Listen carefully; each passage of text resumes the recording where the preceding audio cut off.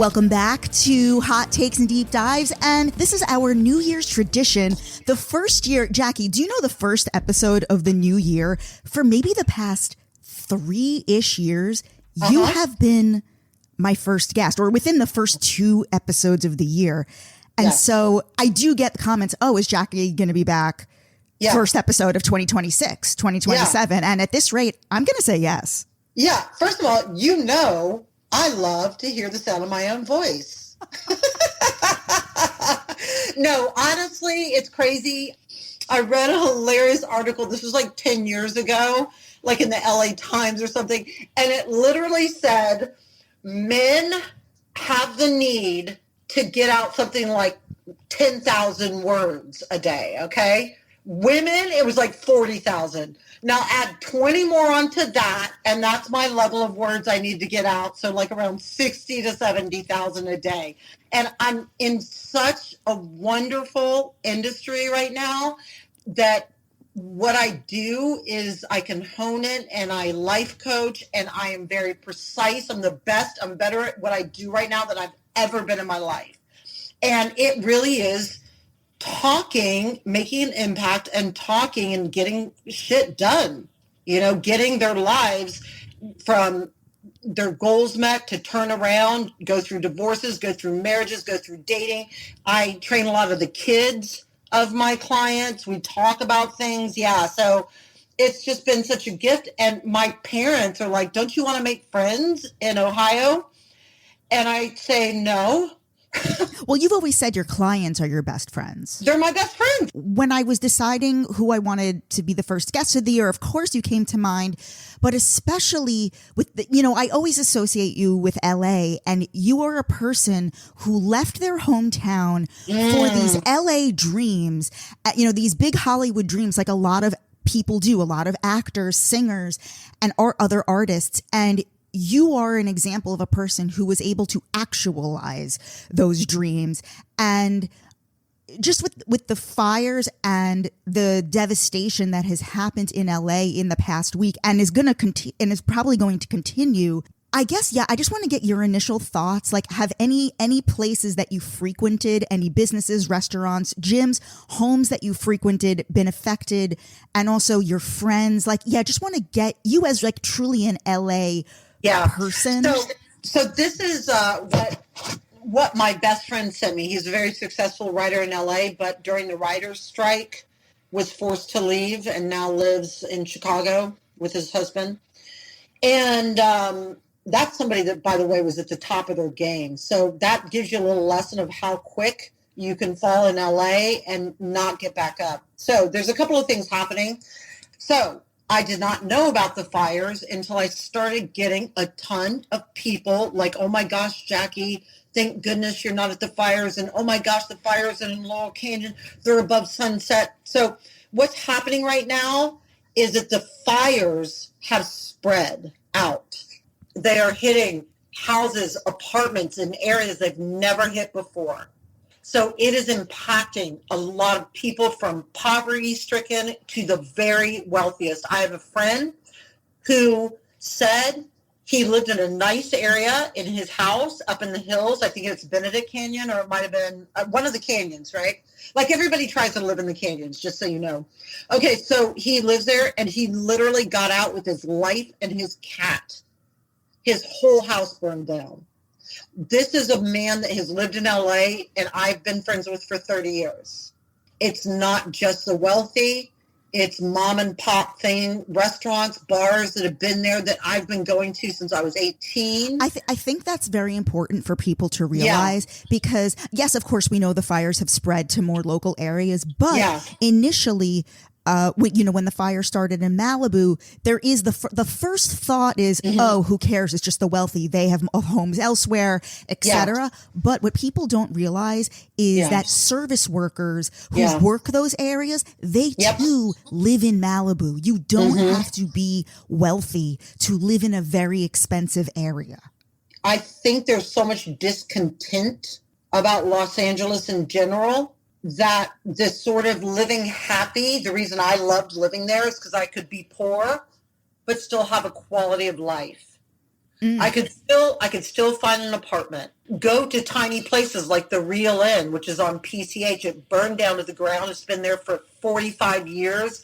I used to go there every single day, and they would have real simple, you get your seafood through a window, you sit down, real super like a picnic, okay? Burned down to the ground. So just to let you know, people that don't know Los Angeles has changed. You can no longer have a great quality of life there unless you have a much bigger income than you used to. So the smiles, the happiness, and the free things that I used to get when I was in my 20s don't come anymore for people. What do you attribute that to? I attribute it to the cost of living being astronomical, where the average apartment, a one bedroom, and let's say SHIT whole apartment, so not a nice apartment. You can curse, right? Okay. I see. My whole family's Mormon, so and I'm only around my family, so I've literally never cursed anymore. You can let the shitholes fly. It's fine. Okay, and all my thoughts are pure. I watch rated PG-13 because my parents won't watch R. So yeah. Anyway, yeah, like I remember being 19 and having in Beverly Hills, across from Beverly High School, prime Beverly Hills, one roommate in a gorgeous hardwood floored 2-bedroom apartment with parking. And I worked as a PA, which is the lowest you can work in the entertainment industry. I worked as a production assistant, and I had that apartment, and I bought clothes that I liked. I kept myself going. I exercised outside because I couldn't afford a gym membership. You see what I'm saying? Those days are gone, girl. It is 1,000 times harder to make it in the industry that you sacrifice for and that you come out to be in. I can tell you I would have made it in some industry because I'm a person that works really hard and I've got good energy, and that's the two things that you have to have. It's not about looks or anything. It's about your energy and that you're willing to do the shitty jobs. I worked as a telemarketer, and I was the top one. I sold door-to-door service for Sears of aluminum siding in an Asian neighborhood, and I became the top seller. That's when you shine, because someone looks at that and they steal you and bring you into their company, and then you start moving up the ladder. But that opportunity is not happening for people anymore. It is too crowded, and I do believe the politics, they just refuse to change, and they refuse to acknowledge the despair, the amount of people, mentally ill people on the street. Look, here's the solution. You don't take people off the street, of which there's 300,000 people in the greater Los Angeles, okay? You don't take them off the street and ship them to New York or ship them to the middle of the country. What you do is you do what we used to have in the 70s and the 80s. Before Reagan shut them all down, we had thousands of mental health hospitals and centers. So people who had mental illness weren't living on the streets like they do now. They were living in a hospital getting treatment and medication, as it should be. Why have they not rebuilt these facilities? Because let's face it, people are on the streets largely due to mental illness. Yeah. You don't find yourself living in a tent, filthy, with glass everywhere on 4th in Los Angeles downtown unless you've got a mental illness. And plus the numbers show that. So until we handle the mental problem in this country, this is what we're going to get. And California has really mishandled this. They still don't know how to handle it. So your home was in Laurel Canyon, right? Yeah, that's right. My first question to everybody is, oh my God, Laurel Canyon. What's happened to Laurel Canyon? So what's the status now? The truth is, though, no, it has not hit Laurel Canyon. Laurel Canyon is the most, outside of Malibu, is, I would say, the most thought of, the most common place that rockers lived in, in the 50s, the 60s. It was the most progressive, hippie, most well-known throughout the world, outside of something like, Malibu or Sunset Boulevard. And that was my biggest thing. Has my old house burned down? Because, oh my God, that would, Was when you were living in LA, did you live through, I mean, certainly you've lived through earthquakes, but you know, LA has traditionally been a very fragile place. Did you live through any, during your 20 years there, did you live through any catastrophes? Oh my God, girl, I've been in LA since 1988. Think of all the catastrophes. I've seen it all. I'm going to tell you a story. Now let's cut to the horrible fires of the early 90s. Okay. Malibu's always burning, by the way. Yeah. So you had all of Malibu Hills. Now there is a very famous restaurant bar that's glass enclosed, beautiful, and it's been on PCH with the ocean lapping up against the glass, you know. It's been there for like 50 years. It's called Moonshadows. Yes. So I've been to Moonshadows. Yeah, exactly. It was like 5 doors from my Malibu when I would rent my Malibu ocean house during the spring, every spring. It was walking distance from Moonshadows. Okay, so I decided for some reason, probably because I have a dark nature, that I was going to get my car one night and I was going to drive down PCH just to look at these fires. I was alone. I drove down PCH and the burnt embers were dropping like snow. It was all over the streets. It was so apocalyptic. So I say I needed a drink. So I go over, stop into Moonshadows. I go in and it was packed with famous people, Mel Gibson and others, which I won't say, but I don't owe anything to Mel Gibson. But there are famous men. It was packed and people were getting drunk and sobbing because their whole house has burnt down. I watched that for about 30 minutes. It affected me. It really affected me. And then I came home and just, you know, I experienced it. And guess what? Just burnt down. Moonshadows just burnt to the ground. Yeah. It's terrible. That hit me. There are places that you go to no matter what hometown you live in and choose to live in, and there are special places in that hometown. There's special places that belong to you, belong to your friends. Places that foster community. Absolutely. Yes, exactly. And Moonshadows, Reel Inn, Sunset Boulevard, the burning in above Sunset, all that. These are the places that are like a family to me. Yeah. To me. So I have a close friend. He said he's got survivor's guilt because he lives in Chicago. Wow. Do I? I don't have survivor's guilt because I watched LA for like the last 12 years that I was there. Just be a place that wasn't special anymore. How so? Besides what you described, primarily the homeless problem due to improper facilities for mental illness, are there any other? So the opportunities are no longer there. Mm. The opportunities simply aren't there.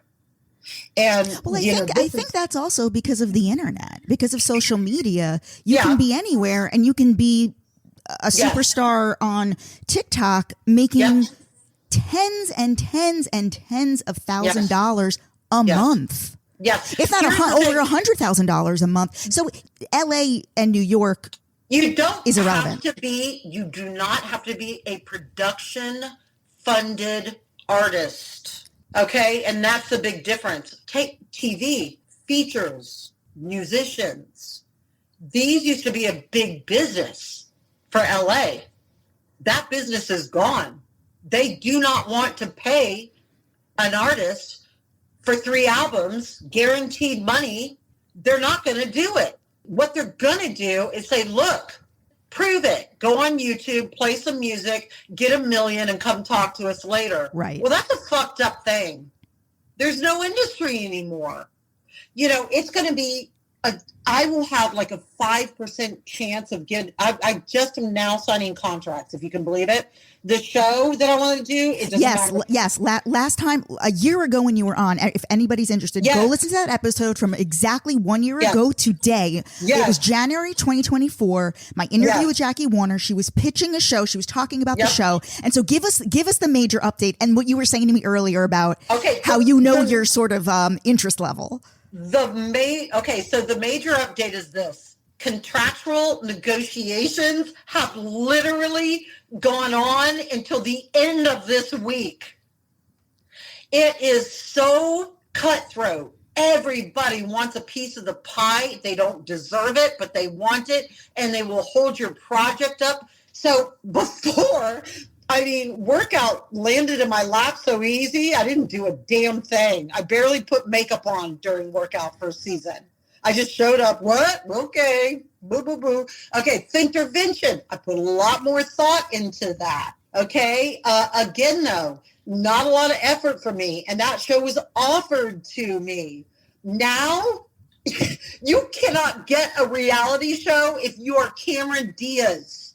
If you are an ex-A-list or a B-list actor, you're not going to get a reality show because they are not giving them. Well, then anymore. explain how Alec Baldwin and Eladia have a reality show about their 17 children coming out.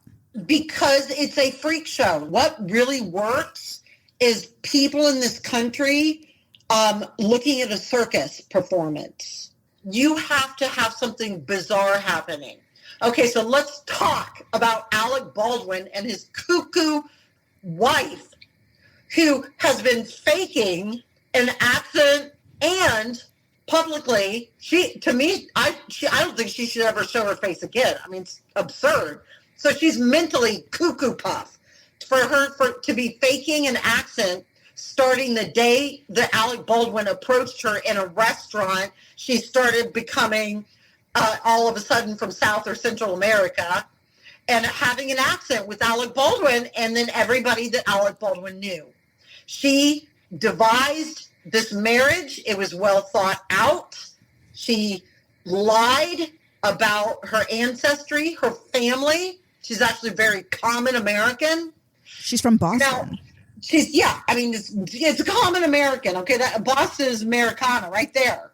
She does this, and now she has babies 2 in a year. My gut feeling is that this woman is using an NDA contract and fear, and the other women are having her children, surrogates. Oh, for sure. There's no way 4 years in a row you can pop out like 4 babies. It doesn't happen. She's got how many children? And she bleaches their hair blonde, and they all have Spanish names, even though she's not from Spain, and she had to drop her accent. Correct. Do you see how crazy that is? Yes. So when you're going out to pitch a new show, do they have a finger on the pulse of like just the interest level? Like, Yes. like what's Jackie Warner up So to? Like, how do they sense that?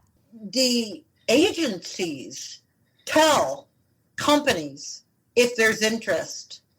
And based on that information, they will take a meeting with you. Here's what the information is telling me right now. Every single cable company is ready and wanting to take an interview with me. Amazing. Now, they're going to want to tell me, I'm going to pitch a show that I love. They're going to say, that's too costly. Keep it here. Do it in Cape Cod. Be gay. Go to Fire Island. Start dating. They're going to do that. And then I'll be like, okay. And I'll quickly write that show for them. Even with the interest in me right now and people wanting to see me back on TV, I'm going to say I have a 10% chance, maybe 15% chance, if I'm being realistic, writing, doing, pitching, contracts on air show. The joke you just made about Cape Cod, like I think you were talking about like Provincetown and Fire Island. Was that a joke or was that real? It's real. There is a cable network that wants me. I can't say because sometimes I say too much and they get mad. There is a cable network that wants that show. And I'm thrilled because my best friend lives there. The Fire Island, this idea, I like it. He took me to Fire Island, me and my mom. Wait, this is hilarious. I had no idea you'd ever been there. What was your impression? No. What was your impression? Okay, so first of all, I think my impression of the lesbian portion, like Cherry Hill and Fire Island. Cherry Grove, yes. Oh, yeah. My impression is that it was going to be wall to wall, packed on the streets, half naked, gorgeous gay men with their aviator sunglasses, drinking and having sex everywhere. That was my impression. We go there and it's like we ate like a bowl of clam chowder on the boulevard, and there's like, men in their 50s, buttoned up shirts, regular glasses, conservative haircuts. I'm like, Josh, what the hell? My Mormon mother was like, where's all the gays? So, and I was like, right? We wanted a show, and there is a show. There is the show. Of course it's going to be right in summertime when it's in the summertime. season. Yeah. Yeah. So we weren't there. I took my mother to go see Stevie Nicks in Boston. And so, this was like a little weekend getaway. So I wanted to really experience. I wanted to go to where the Salem witch trials were. I wanted to do all that. Were you in Provincetown, which is near Boston, or were you on Fire Island? No, I wasn't on Fire Island. We had to drive there. Oh, so you were in Provincetown. Maybe. It's like this really adorable, big, beautiful houses, and they all have boats, paraphernalia on their walls. That's Provincetown, not Fire Island. Okay. All I know is everybody is white. Yes. Everybody is wealthy, and everybody is liberal. Josh is gorgeous and has, this whole Cape Cod lifestyle. His parents, his home is beautiful, everything. I mean, it's just so charming. And then, of course, he wants to get out and date. So, of course, they're going to make me get out and date. I know they will. And then we've got, Fire Island, all these places. There is a network that wants that exact show. I'm into it. Yeah. And, I love it. The life changes we make together, getting the weight off, me increasing my business, me doing this, that, meeting my life coaching business.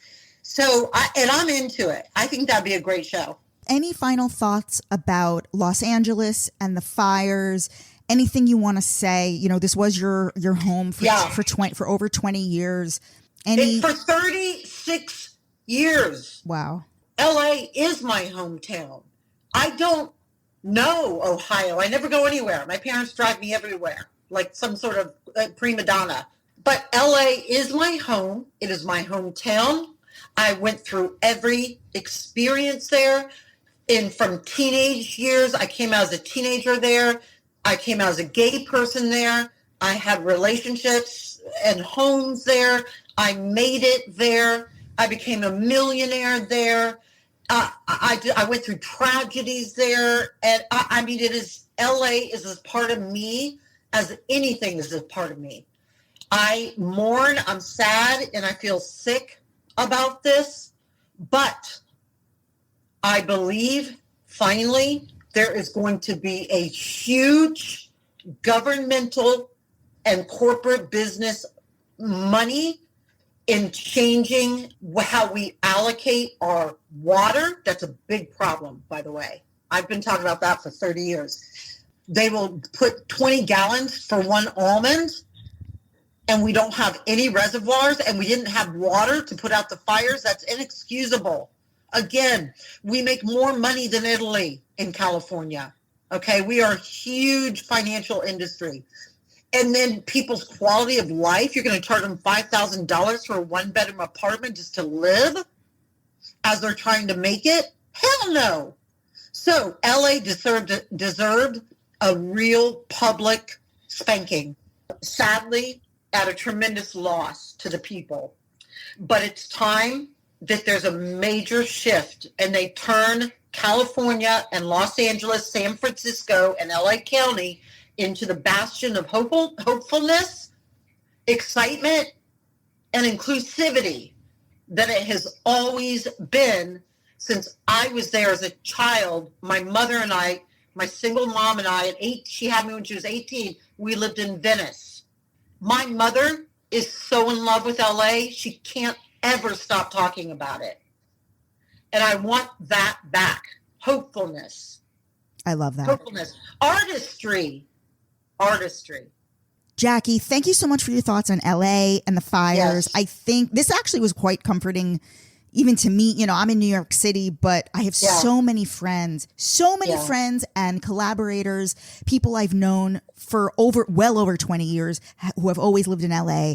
And I've never seen anything like this. I'll be honest, I've seen, like I said, I've gotten through earthquakes. I've gotten through floods. I've gotten through mudslides. These are all common things in Los Angeles, especially in the hills, that I've never seen anything coming close to this. It's so unstoppable. It's so dark. All I can say is I'm with the people in LA. I wish them the best. Let's go back. I mean, I know that you're originally from Ohio and then you had this huge success in LA. I guess let's go through it. What initially brought you from Ohio to LA?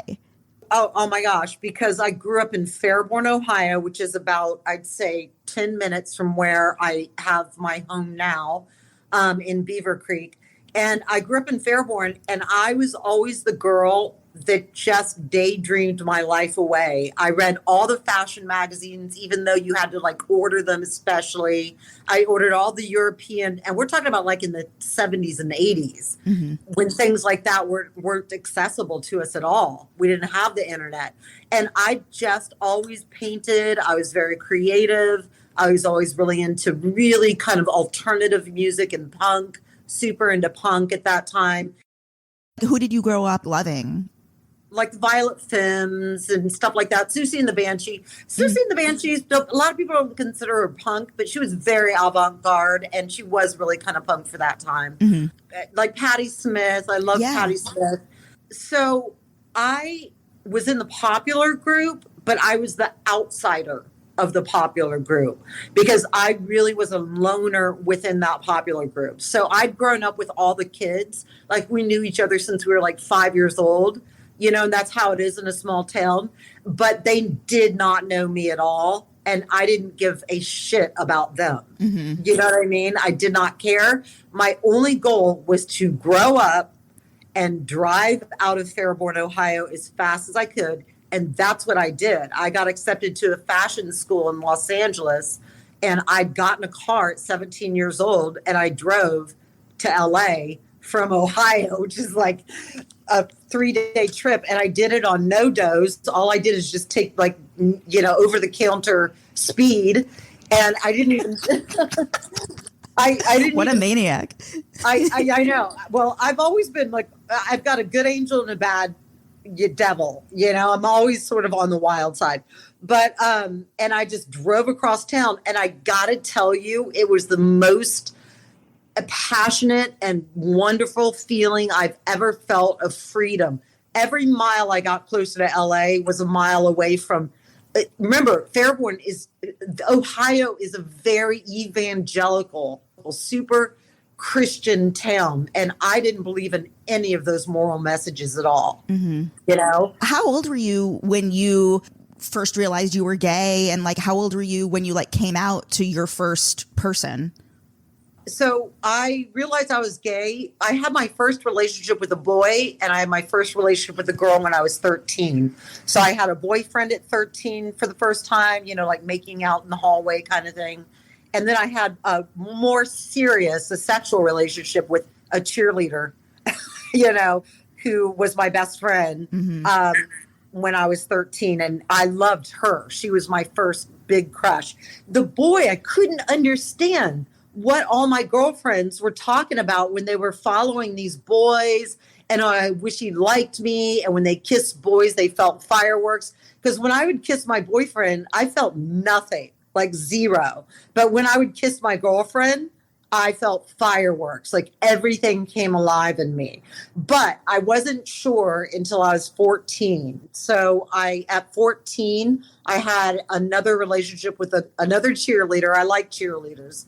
And then I knew, and I prayed on my knees every night for a year. Please, God, please don't make me gay. Please take this from me. Crying, praying, begging. I didn't want this burden. It wasn't acceptable in my strict Mormon household. And I was afraid. I was scared to death that I was going to be sent away to a camp if my parents found out about, which they would have. They would have sent me to a camp. And that's where my loner came out. What, was I going to date a girl when there were no other gay girls in my school? No. And boys, once they date you for 3 months, they expect sex. They want to have sex with you, especially in high school. And I wasn't comfortable with that. So I really was quite alone until I came to beautiful, sunny Los Angeles, where I was out at the bars with my fake ID every single night, having sex every single night. Where were you? So in LA, like, where were you going out? Like, were you just going to West Hollywood and like the bars around there? Exactly. I was going out where everybody that was gay was going out. And back at that time, now it's more Silver Lake. Like, more women go to Silver Lake and live in Silver Lake. But back at that time, it was all about West Hollywood. And I remember this club, and it was called Peanuts. Mm-hmm. And it was around for like forever. And that was the one club that had like a lesbian night. And the girls were beautiful. You know, it was like it attracted all kinds of people. Yeah. And it attracted a lot of straight people, too. And I also, you know, Jillian Michaels from Biggest Loser. Well, we were together. We dated 6.5 years, lived together. And during part of that time, we promoted nightclubs, very successful nightclubs. They were mixed. Like, we had Leonardo DiCaprio come to our nightclubs. We had Jenny McCarthy. We had Grace Jones. Oh my God. Yeah, she was a regular, plus a lot of lesbians of every kind, like feminine lesbians, butch lesbians, all that. So I was really familiar with the nightclub scene. And by the way, it is a brutal, the women that were doing clubs in opposition to us, I mean, they will cut a bitch. Uh-huh. I got in fist fights. Well, I know that, are you familiar with like Dinah Shore out in Palm Springs? So I know that like there used to be this rivalry between the two club promoters, like Club Skirts and like this other club promoter that they later Mariah was the girl that did Dinah Shore, and she's one of those. She will cut a bitch. I mean, she is really tough, and she pretty much drove the other promotion out of town through real ugly behavior. I'm not a super big fan. They later like fictionalized that rivalry among the women who run these gay clubs on the L Word. Like, I think in like the 5th season, I remember Elizabeth Keener, who's Catherine Keener's sister, played who I dated for 3 months. Shut up. When? That's amazing. Isn't that hilarious? We dated for 3 months, but she just wasn't my cup of tea. But you know, the thing is no, the Catherine Keener was not about Club Skirts. That was about 2 monster promoters. They called them the mayor of West Hollywood, and their names were I forget. It's going to come to me because it was just on the tip of my tongue. Anyway, these 2 women, they were a couple, but they would occasionally do 3-ways with another. Like, this is literally the fictionalized version. It's like literally the plot of the L Word. They did it because it was so famous. Me and Jillian used to sneak in their club and flyer their clubs, and they would run us out of their clubs with bodyguards, like doing that. Here's what they did. They paid off the fire marshals to shut us down on our first night over and over again because they paid them cash under the table. They paid the liquor boards under the table. We tried to do everything legitimate, but they were playing so ugly because they were so threatened by me and Jill, as they should have been, because we were young and we were the new blood, and they were like already in their 40s and they were the old blood. They owned a bar called Girl Bar that was really, that was really big. How did you meet Jillian Michaels initially? I met Jill at a lesbian bar. She was 21. I was like 30. I think I'm like 9 years older than her. And I had just got carjacked that night. And on the way to a date, and someone at gunpoint took my car and my purse and everything. And so I was super bummed out. So who do you call? You call your best friend. So my best friends come pick me up, and they say, you know what? They had a bottle of tequila, and they said, tequila will solve this feeling. So we went from bar to bar, and we ended up at this dive bar, Palms, and it was on Valentine's night. Nobody was out on Valentine's night because they were all booed up. And Jillian was sitting across the bar, and I said, God, there's no good looking girls here. And my friend said, well, she's pretty cute. So I saunter over there, say something, try to order a drink. And she told me that when she got in the car and left that night, we exchanged numbers, that she had envisioned me and had several dreams of exactly what I look like. And she knew that we were going to be quite the item. And we were. I mean, that's the longest relationship that I had. I got her into training. I hired her at my first gym that I owned. My second gym we owned together. I turned down The Biggest Loser and put her up for it. I mean, I was the older one. You were offered The Biggest Loser? Yeah. But I couldn't because I just opened my $1 million beautiful gym that was on Workout. I had put all my money into that gym, and I knew if I was going to be full-time working a TV show, I would lose all my capital and it would all go to waste because I was more the management. Jill was the training, was like the big mouth, and I was the management behind the scenes. And without me, I knew we would fail in 2 weeks. And look, I owned a penthouse glass enclosed gym in prime Beverly Hills. We're talking thousands of dollars in rent per month. We're not talking about like $3,000. We're talking about $15,000. And so there's no way I could have done that. So I just said, Jill, go to this audition. And you know what? I'll be honest. I've thought about this. She was the more fiery and the more emotional person between us two. And that's what that show required. She was the perfect person for that show. And then 2 weeks later, Workout came and they offered me the show to shoot in my own gym. Why did you guys break up? She's a lot to handle. She is, I used to call her Tasmanian Devil. She got herself worked up into what you see on Biggest Loser, take that times 10, and that's her personal life. She always behaves in that same way. She's got a lot of anger issues. She's very, very aggressive. I could tell you hilarious stories to back that up, but I won't, just for her sake. So who is the first celebrity that you saw was gay and you were like, oh my God, there's a chance for me?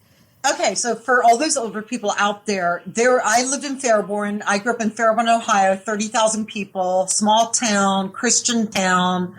And in high school, I knew I was gay. So there was a really liberal, hippie type kind of like, cool little town called Yellow Springs. And it was right next door to us. It took me like 10 minutes to get there. Well, I ended up spending all my alone time, like right after school was out, I would just drive to Yellow Springs and like walk the street, try to meet people because it was so liberal there in this sort of vestige of conservatism and Christianity. And like there was a lot of white witches, and there were warlocks there and stuff like that. I love that shit. Antioch College, which didn't even give you grades. There was a liberal arts school that didn't even grade you. That's where I hung out. So anyway, there was a little theater there. And in that theater, there were independent movies. And I found out and saw a flyer for an independent movie called Desert Hearts. Oh, my God. This is like the first gay movie ever. The first gay movie I ever saw. So here's the deal. I couldn't tell anybody. So I just like left my house in my car one night. I was 16 years old and I drove, to Yellow Springs and I parked my car and I walked into the theater by myself. I sat down, lights off, and I watched Desert Hearts. And of course I had a crush on the feminine one because I like athletic girls, but tomboys, like pretty tomboys.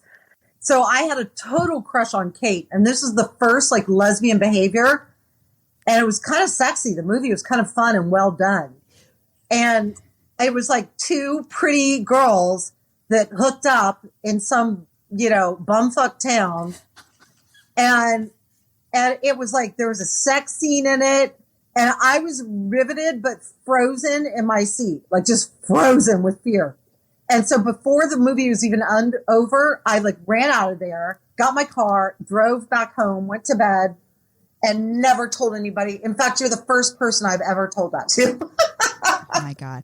So then okay, so that was like totally like in the 80s. I don't know the exact year that movie came out. That was totally 80s. Yeah, that was totally 80s. Then, you had stuff in the early 90s. You had stuff like Mulholland Drive and Bound and Gia, with Angela. I saw Mulholland. So, okay, so 80s, I was in high school and junior high. 90s, I was fully as a young adult, like 21, 22, 23, 24, 25, just up to 30. So basically, and also I was living in Los Angeles, obviously, all through the 90s. What a time to be alive. I mean, seriously. It was a great time to be alive. I watched Mulholland Drive like 10 times. I was obsessed with it because I love Naomi Watts, of course. Yeah, Naomi Watts. Oh, so yeah. I loved her. That was her breakout role. That was like quite a damn role for someone to be the star of, is her breakout role. But that's also like Angelina Jolie in Gia. That was basically her breakout role. That's why every woman was in love with Angelina Jolie. It's because of Gia. Right. And then she never really got a role like that again in terms of, messing with her sexuality on screen. So I don't know many lesbians that like stuck with her career and was like, I love her.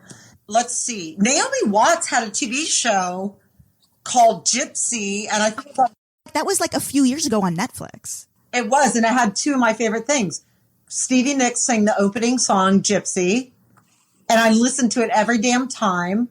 And then Naomi Watts had sort of a gay-centric kind of on the edge character in that. So Naomi Watts has still done sort of bisexual stuff, And Nicole Kidman does that too. And then of course we know Carol.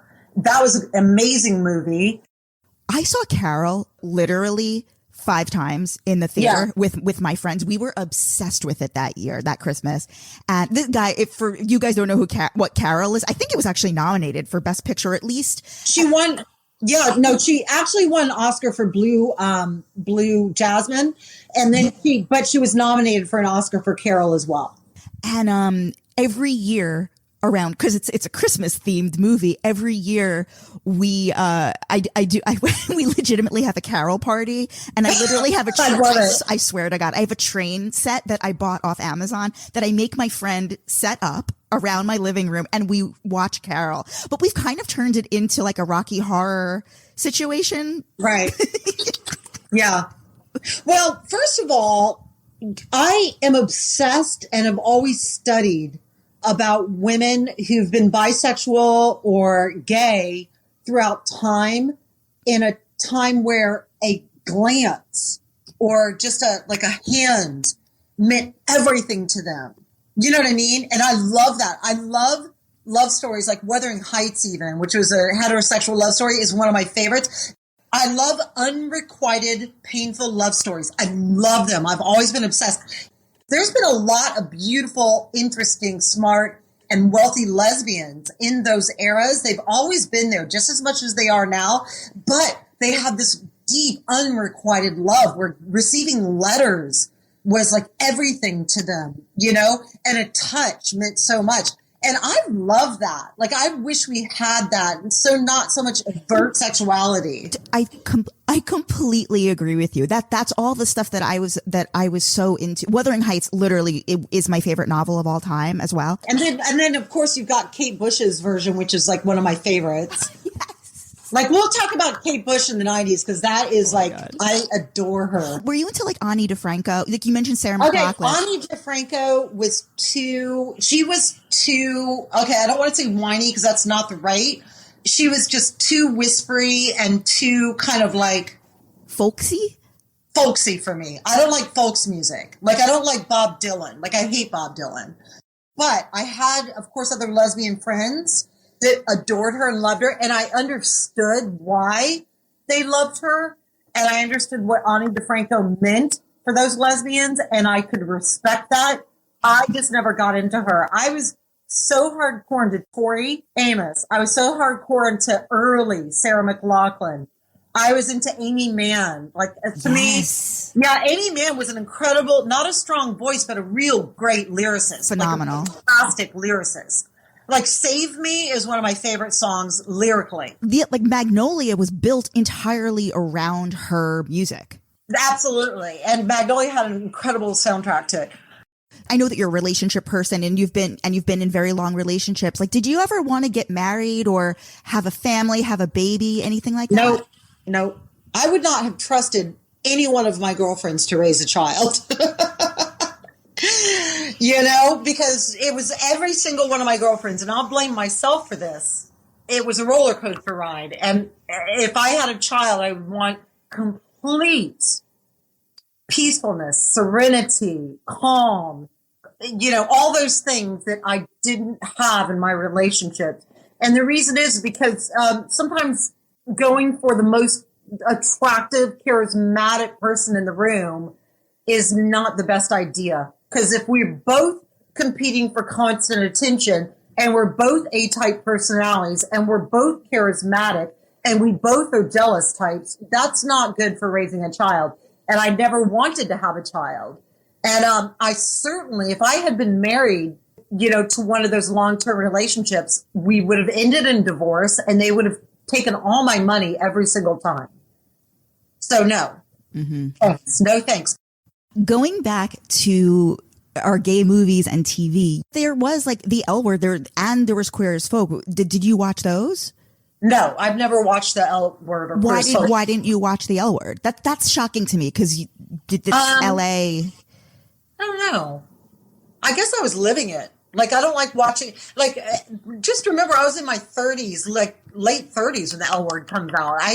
I was living it. I had such an exciting life in LA that I was having crazy one night stands with, celebrities and gorgeous people and drunken fun, stay up till 5 o'clock in the morning dancing times. And, my career was so great. And so it made me feel so fantastic about myself and gave me a lot of confidence. I just wasn't hungry to see lesbianism because I was living it my own life, if that makes sense. Yeah. I think when you don't get to see it or live it, that's when you are hungry for representation on screen and everywhere. When I was in high school, I would have loved to watch the L Word. Did you, since you were in LA and all those girls, like Leisha Haley, Kate Moennig, like the whole cast, they were like the rock stars of LA at that time. Did you ever interact with them or meet them? Yes. Who's the redhead that's funny? Oh, Leisha Haley, the blonde. Was she whatever the quirky short-haired redhead was? And she was like a big star of the show. I met her. She was perfectly nice. And then I was at a lesbian bar and sat across and met Kate Manning. Yeah. She was completely weird. Very weird. I'll give you an example.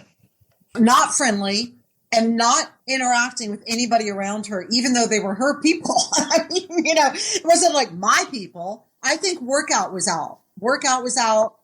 She was probably aware of who I was, and I was aware of who she was, of course. And even though I hadn't watched her, I was certainly aware of her. She was not interacting with anybody. She was like her head down. We're talking, this is in a busy nightclub with tables, and we were in a private room. And she was in her head down like this, playing the drums, like beating on the drums to imaginary drums with her head down, just kind of like rocking back and forth in her chair for like 10 minutes. So she was not an approachable person, nor did I find her. I mean, now I think she was probably on something because I lived in Laurel Canyon. My home was in Laurel Canyon, and there's a Canyon country store. And we all go to the Canyon country store. It's like where we got everything, liquor, groceries, whatever. And there's a lot of celebrities. Like I met Portia and Ellen at the Canyon Country Store.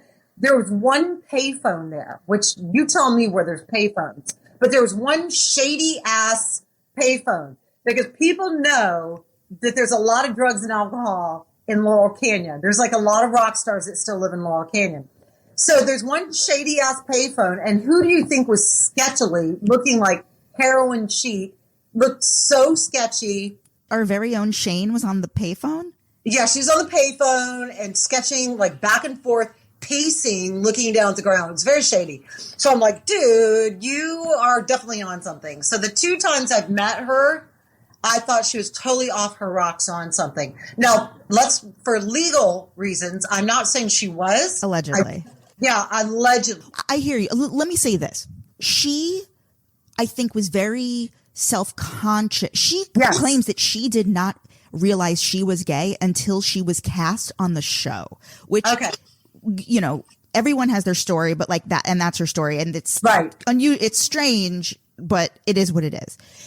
And she obviously was like dating people throughout the course of the show, but she, I think, felt pressure from the fans who were so thirsty for her to actually just like say she was gay. And she never would until now she's married and like she's, you know, she doesn't give a shit. She's 40 now. She doesn't care. But when she was 23, like she was probably like, she was in the process of like, she was now like literally the most famous gay person on the planet. Like you're Shane on the L Word. Like, well, Ellen's more famous than her. I know. But I mean, for like the young people who were watching the show.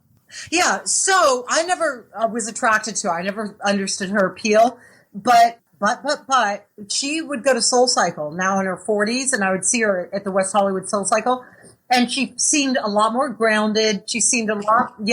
So that makes sense. But you can't act that sketchy in public, you know, because if you're an actress and you've put yourself on a hit show and you're an actress, you got to deal with that fame more appropriately than always, you know, like sketching out about yourself and taking yourself that seriously. You know, you can be a famous actress and carry yourself like a normal person and be really grounded. I'm not into people that are famous overnight and then they're just so sketchy and they don't want anybody to approach them and don't look at me, don't talk to me. And that's how she carried herself during the L Word. And I didn't respect that at all. Really quickly, I want to touch on workout because that's how everybody knows you. So I know that you used to come to New York City a lot. For press, you know, for Bravo. A lot, yeah. What was that experience like? Like coming to New York for the show for press, and like who were you hanging out with on those trips? Like anybody from the Bravo world? Like did you guys go out at night? I could not get rid of Bravo celebrities. Bravo celebrities, more than any other network, love to hang out with each other. And I had all those housewives from Orange County to New York to all those housewives constantly latching on. But they wanted to hang, like when you would come to New York, were they like, did you go out with them? Like, let me explain what happens. Bravo does PR for you. Okay. And Bravo loves their celebrities. And Bravo, every time you're in New York and LA, they constantly invite you and get you into red carpet fun parties where all their other Bravo celebrities are, like Jeff Lewis and, you know, all the housewives and Rachel Zoe. Okay. All those Bravo people, Queer Eye back in the day. And so they love that. They love a whole room full of Bravo celebrities. So you meet them all and you follow them and you know, meeting, you know who they are, you watch their shows or whatever. And you guys are aware, you trade numbers. Like I have all those Bravo celebrities in my phone still, all that. And sometimes you try to do PR together. I never did, but they always did. You know, they'd always say, oh, you live in Malibu, let's go down to the beach and get our bikinis on and do PR. All those Orange County used to always invite me for things like that. And I always said no. Because I didn't want to be seen with them. Because to me, I looked down upon women that acted like that. So you were, definitely around a lot of celebrities. And then I had a regular publicist that would get me in mainstream. So not Bravo parties. And that's where I'd meet a lot of celebrities that were, you know, artists and musicians and actors. Every time I go to New York, I was around people on SNL, which is a treat to me. I would go to SNL. I'd have private. It's hard to get into SNL. And I would go on a floor seat and be at SNL, which is really a hard ticket to get. So I'd always watch them. I'd hang after because they'd always go to like the cool bar afterwards and hang out. And that was my life. Every time I went to New York was work, alcohol infused fun, and private parties. So New York was always like fun / really hard work. Did you go out to like the Cubby Hole and places like that? Yes. If it was in New York and if it was the happening place, I went there. Did you have fun? Yeah. Oh my gosh. I remember Andy Cohen called me up and said, okay, I know you're not going to want to do it, because he knew that I was like not a happy reality star. And like I always hated them. And so he was like, I know you're not going to want to do it, but we want you to guest spot on this new show that we're shooting like 8 episodes on Bravo. I can't even remember the show. It was like a comedian was on there hosting it, and it was like couples trading jobs and how did they do in their mate's job. It's something weird. But I was one of the celebrity guests. So let me tell you that 3-day trip that I went on. I was supposed to shoot 2 days worth, 1 full episode, 2 days worth of work in the studio for Andy and for Bravo. Okay. As a celebrity judge. This is what I did. It started off innocent enough. I come in from my flight from LA. I'm staying at the Standard Union Square, which is always where I stayed because I like it. And because they had a great gym and a spa. And so the restaurant's not open yet. It's like 5 o'clock in the evening. And I thought, well, I'll just wait for the restaurant to open, sit by myself, be a good girl, and have my meal, go up to bed early because I've got a 5 a.m. hair and makeup. Okay, that's what I was going to do. I'd go to the bar and say, I'll just have 1 glass of wine until the restaurant opens up. That 1 glass of wine ended up me sitting next to some model who was like 6'2". We struck up a conversation. We ended up drinking. She ended up missing her appointment that night. We ended up getting a group of people at the Union Bar, Standard Bar, that gravitated towards us because we were like drunk and having a blast. We went to 4 bars. We went bar hopping all over, everywhere. I got home into my hotel at 3 o'clock in the morning. She and I had sex until 5, until my makeup and hair knocked on the door. And I drank hard liquor then. I was drinking, listen to what I was drinking, vodka martinis. So I was really lit. Hair and makeup. I have to jump in the shower. She's still in bed. I get in the shower, get my hair and makeup, and I'm driven to the studio. I'm reeking of vodka. Andy wants to visit me on set. So I'm like trying to stay like 6 feet away from him. And I am still wasted. So we shoot that. I don't even remember it at all. I come back to, and the girl, by the way, that model, she was supposed to leave. She was going to shoot somewhere and was supposed to leave. So I said, well, it was great meeting you. We didn't even exchange numbers, nothing. And I said, I've got another day here. So see ya, had fun. Okay. I get a voicemail message on my hotel phone that she's decided to stay another day. So we do the whole damn thing exactly the second night. So this time she's in bed at 5 o'clock in the morning, hair and makeup knocks on my door. And the Standard has see-through showers. So from the room, you can see your naked body in the shower because there's no door. So I'm taking a naked shower in front of everybody, crying, sobbing in the shower. Like, I can't do it. So that was my times in New York. Just definitely bittersweet. Like the most fun I had, but the most irresponsible drinking and partying and sex that I've ever had. How did you keep your body? Like, I don't understand. If you were living this like party lifestyle, and you've described this in LA, it's like you were really living this party lifestyle. How did you maintain your body? Because I would know what night I was going to go out and get totally wasted with my friends. I would know, like, okay, this red carpet is happening and it's going to be, at the top of, NBC in New York. I would prepare for that. So every day I'd wake up super early before I shot news shows in LA or New York, and I would get my job done. I'd work out a good hour, do my cardio, lift for an hour, and be back at my hotel or at my home by 5 a.m., which is always hair and makeup time. So I worked out 6 to 7 days. My whole life, since I was 21, I've worked out 6 days a week. And what were you eating? Healthy. Really healthy, except for that one day. Right. That would be my cheat meal. I wouldn't eat like a hamburger and french fries. My cheat meal was vodka martinis. You just blow it out that way. Yeah. And I stayed so lean. I never gained a pound. I didn't gain weight until I was 50. And then that's because I started eating candy and became a shut-in. And so I gained weight for a reason. Mm-hmm. My body naturally wants to be thin. And my body naturally wants to be ripped because it's been ripped since I've been 20. And how are you feeling now, today, in your Great. body? Amazing. Now, do I go as strong? No. I do not hit the gym as strong. But am I sore after every workout? Yep. If I'm not sore after a workout, I change that workout drastically. So my body for like the last 6 months has been sore someplace on my body for the last 6 months. Are you still taking new clients for the video clients? Like, do you still have open slots? Okay, so the deal is my best friends are my clients. If I'm not training my clients, like I feel sad. I take every one of them.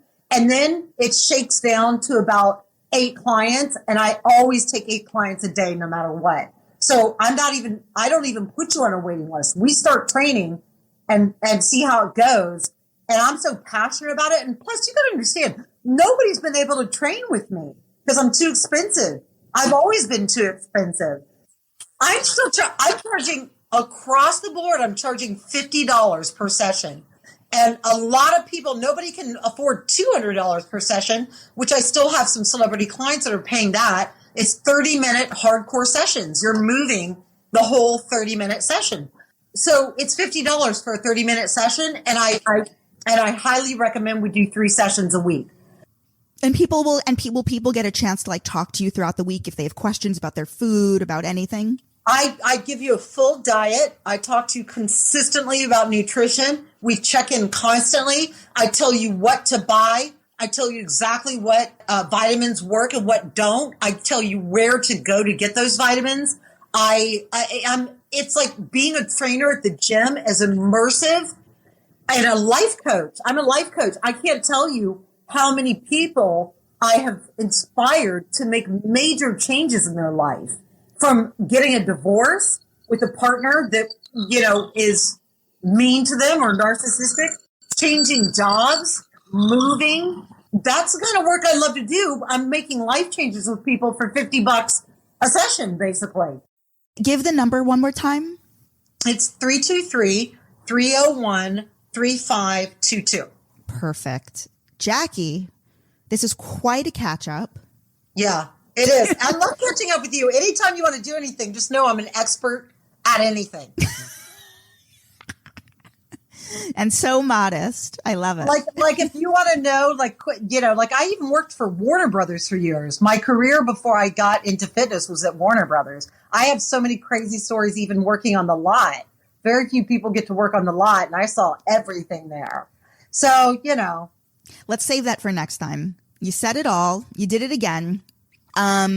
That's it, guys. If you want to follow Jackie, just go to Jackie Warner on Instagram, or again, the number to text her and she'll get right back to you is 323-301-3522. Jackie, thank you. You're the best. It's always a pleasure. It's always a pleasure, and thank you for talking to me.